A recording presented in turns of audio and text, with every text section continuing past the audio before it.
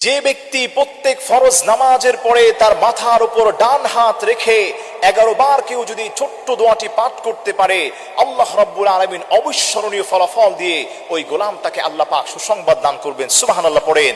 আল্লাহ রাব্বুল আলামিন সেই দোয়াটি হলো, আপনি আপনার মাথার উপর ডান হাত রেখে প্রত্যেক ফরজ নামাজের পরে আপনি পড়বেন, ইয়া কবিয়্যু ইয়া কবিয়্যু ইয়া কবিয়্যু। আল্লাহর যেই গোলামটা 11 বার এই ছোট্ট দোয়াটি তার মাথার উপর ডান হাত রেখে পড়তে পারবে, তার প্রথম পুরস্কার আল্লাহ তাকে দান করবেন, তার পেরেশানিগুলো আল্লাহ দূর করে দিবেন। আল্লাহু আকবার পড়েন। 2 নম্বর পুরস্কার হলো মাথার যাবতীয় সমস্যা থেকে আল্লাহ পাক তাকে হেফাজত করবেন, মস্তিষ্কের সমস্ত সমস্যা থেকে আল্লাহ রাব্বুল আলামিন তাকে হেফাজত করবেন।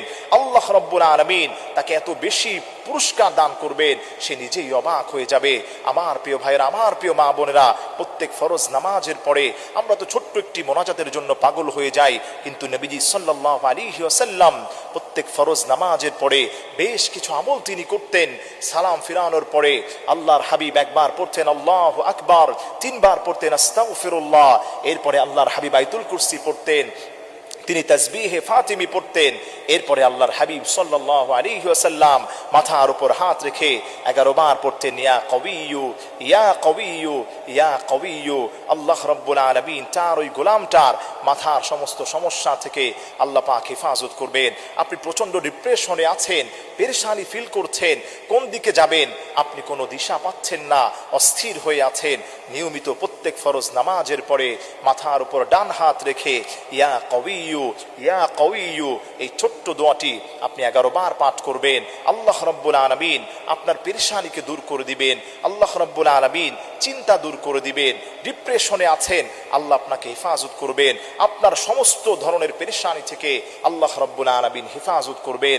মাথার যদি কোনো রোগ থাকে আল্লাহ হেফাজত করবেন, পেরেশানি থেকে আল্লাহ মুক্ত করে দিবেন। যে কোনো কাজে আপনি হাত দিয়েছেন আল্লাহ পাক আপনাকে সহজ করে দিবেন। সব থেকে বড় কথা হলো আল্লাহ রাব্বুল আলামিন তার ওই গোলামটাকে আগের থেকে অনেক বেশি শক্তিশালী করে দিবেন। সুবহানাল্লাহ পড়েন। আগে আপনি দেখা যায় কোনো কাজ করার জন্য আপনি হিম্মত পেতেন না, সাহস কমে যেত, কিন্তু আপনি যদি প্রত্যেক ফরজ নামাজের পরে ইয়া কবিয়্যু এই ছোট্ট দোয়াটি 11 বার পাঠ করার পরে আপনি দেখবেন আপনার মাথা অনেক ভারী ছিল, অনেক বোঝা মনে হয়েছে। এই দোয়াটি পড়ার কারণে আল্লাহ আপনার মাথাটাকে ঠান্ডা করে দিবেন, আপনার বোঝাগুলোকে আল্লাহ পাক কমিয়ে দিবেন।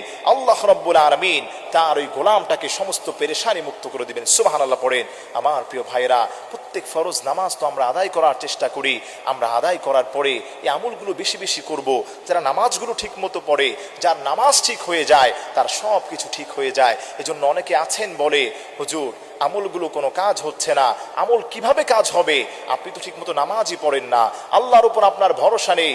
আল্লাহর উপর যদি আপনি ভরসা করতে পারেন আর নামাজগুলো ঠিক মতো যদি আদায় করতে পারেন, এই বেসিক দোয়াগুলো যদি আপনি নিয়মিত পড়তে পারেন, আল্লাহ রাব্বুল আলামিন সমস্ত ধরনের পেরেশানি থেকে আপনাকে আল্লাহ পাক হেফাজত করবে।